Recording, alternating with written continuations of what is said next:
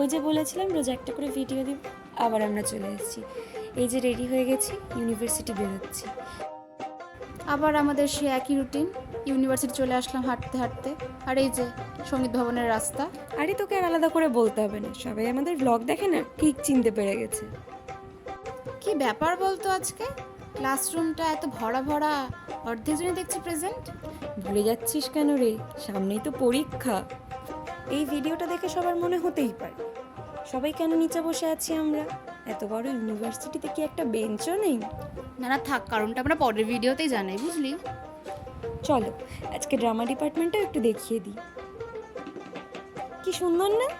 Class শেষ করে আমাদের আবার রিহার্সাল করতে আসতে হলো। এই যে সবাই বসে আছে, সিনিয়র আর জুনিয়ররা।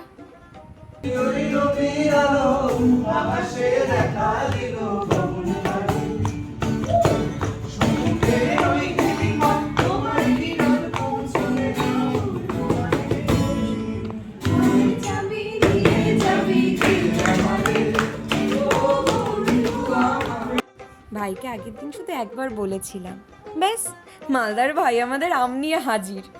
রিহার্সাল শেষ করে গেলাম ক্যান্টিন। এই যে আবার সেই পৃথ্বীসদার ক্যান্টিন। এখানে খাওয়া দাওয়ার থেকে আমাদের আড্ডাটাই বেশি হয় আর কি। এই যে উনি গান করছে।